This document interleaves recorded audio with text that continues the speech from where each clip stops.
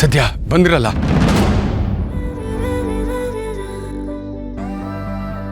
ಅಯ್ಯೋ ಅಯ್ಯೋ ಅಯ್ಯೋ ಅಯ್ಯೋ ಅಯ್ಯೋ, ಏನಮ್ಮ ದುರ್ಗಾ, ಬಸ್ ಸ್ಟ್ಯಾಂಡಿಗೆ ಹೋದವಳು ಇಷ್ಟು ಬೇಗ ಮನೆಗೆ ಬಂದ್ಬಿಟ್ಟಿಯಾ?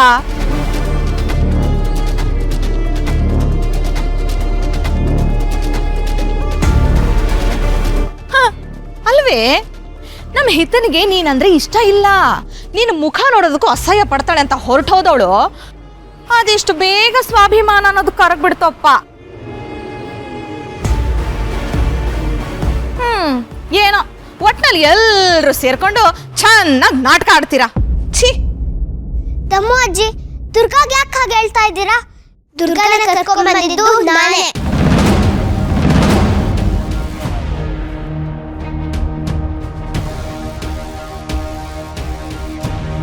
ಅಮ್ಮ,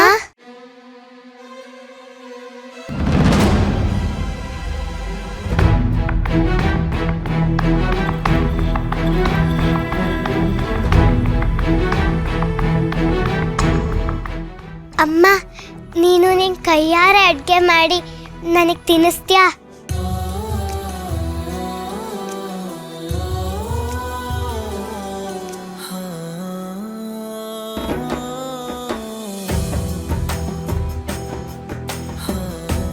ಅಮ್ಮ.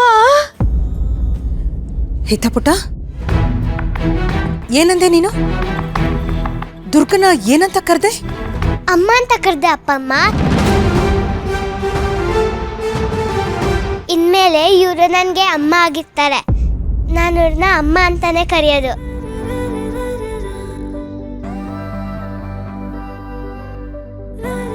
ಏ ಹಿತ, ನಿನಗೇನ್ ತಲೆ ಕೆಟ್ಟಿದ್ಯಾ? ನಿನ್ನೆ ಮೊನ್ನೆವರೆಗೂ ಈ ದುರ್ಗನ ಏಕವಚನದಲ್ಲಿ ದುರ್ಗಾ ದುರ್ಗಾ ಅಂತ ಕರಿತಿದ್ದೋಳು, ಇವಾಗೇನ್ ಇದಕ್ಕಿದ್ದ ಹಾಗೆ ಅಮ್ಮ ಅಂತ ಕರಿತಾ ಇದೆಯಲ್ಲ? ನಿನ್ ತಲೆಯಲ್ಲಿ ಬುದ್ಧಿ ಇದೆಯಾ ಇಲ್ಲ ಇದೆಯಾ? ಹೌದು ತಮ್ಮ ಅಜ್ಜಿ, ನಾನು ಇವ್ರನ್ನ ದುರ್ಗಾ ಅಂತಾನೆ ಕರಿತಿದ್ದೆ. ಆದ್ರೆ ಇವರು ನಂಗೆ ಅಮ್ಮನ ಪ್ರೀತಿ ಕೊಟ್ಟಿದ್ದಾರೆ. ಇಷ್ಟು ದಿನ ಅಂಬಿಕಾ ಅಮ್ಮ ನಂಗೆ ಏನ್ ಮಾಡ್ತಿದ್ರೋ ಅದನ್ನೆಲ್ಲ ದುರ್ಗಾ ಅಮ್ಮ ಮಾಡಿದ್ದಾರೆ. ಅಂದ್ರೆ ಇವರು ನನ್ನ ಅಮ್ಮನೇ ತಾನೆ?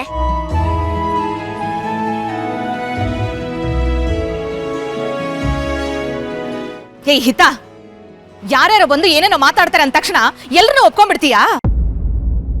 ನೀನ್ ಹೆತ್ತಮ್ಮನ ಇಷ್ಟು ಬೇಗ ಮರ್ತು ಬಿಟ್ಟೇನೆ? ಸಾಕು ನಿಲ್ಸಿಯತ್ತೆ. ನಾನು ಸುಮ್ಮನೆ ನಿಂತಿದ್ದೀನಿ ಅಂತ ನನ್ನ ಸೈಲೆನ್ಸ್ನ ವೀಕ್ನೆಸ್ ಅಂತ ಅನ್ಕೋಬೇಡಿ. ಯಾಕೆಷ್ಟು ಗಲಾಟೆ ಮಾಡ್ತಾ ಇದ್ದೀರಾ? ನನಗೆ ಗೊತ್ತು ನಿಮಗೆ ದುರ್ಗಾ ಬಗ್ಗೆ ತಾತ್ಸಾರ ಇದೆ ಅಂತ, ಆದರೆ ಅದನ್ನು ಪ್ರದರ್ಶನ ಮಾಡೋ ಅಗತ್ಯ ಇಲ್ಲ. ನಿಮ್ಗೆ ಎಷ್ಟು ಸತಿ ಹೇಳಿದ್ದೀನಿ ದುರ್ಗಾಗಾಗಲಿ ಹಿತಾಗಾಗಲಿ ಚುಚ್ಚು ಮಾತಾಡಬೇಡಿ ಅಂತ. ನೋಡಿ, ನೀವು ವಯಸ್ಸಲ್ಲಿ ದೊಡ್ಡವರು ಅನ್ನೋ ಒಂದೇ ಒಂದು ಕಾರಣಕ್ಕೆ ನಾನು ಮರ್ಯಾದೆ ಕೊಟ್ಟು ನಿಮ್ಮ ಹತ್ರ ಮಾತಾಡ್ತಾ ಇದ್ದೀನಿ. ಅದನ್ನು ಅಡ್ವಾಂಟೇಜ್ ಆಗಿ ತಗೋಬೇಡಿ.